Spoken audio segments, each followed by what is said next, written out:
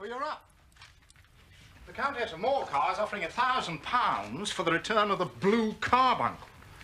Inspector Bradstreet of B Division is in charge of the case and has arrested Mr. John Horner, a plumber aged 36, who protested his innocence in the strongest terms.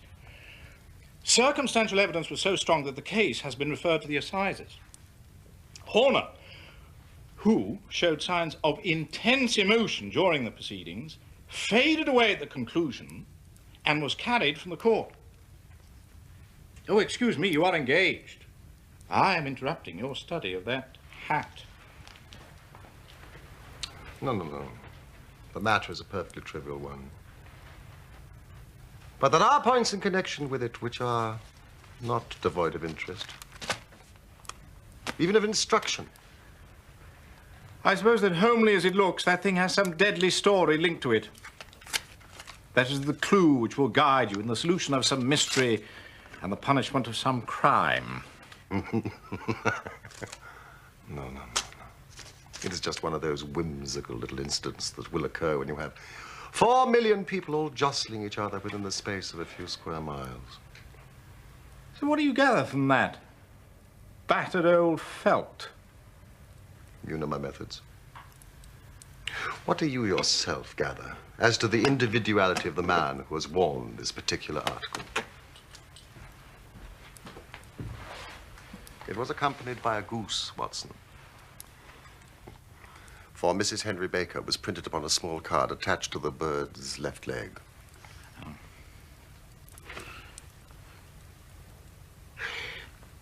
Well, apart from the initials inside, HB, presumably Henry Baker, I can see nothing. On the contrary, Watson, you can see everything. But you fail to reason from what you see. You are too timid in drawing your inferences. Then, pray, tell me what it is that you can infer from that hat. That the man is highly intellectual is, of course, obvious.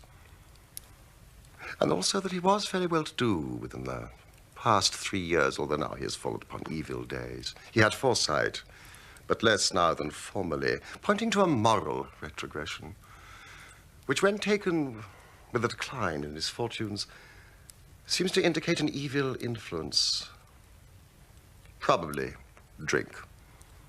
This may account also for the fact that his wife has ceased to love him.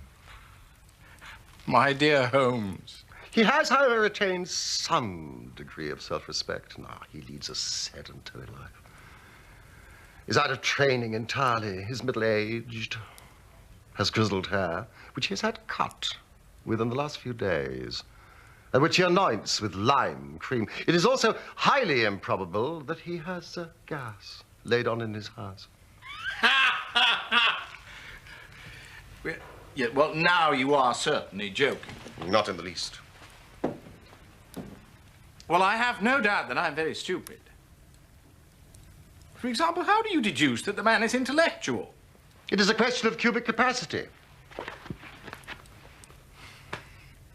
A man with so large a head must have something in it.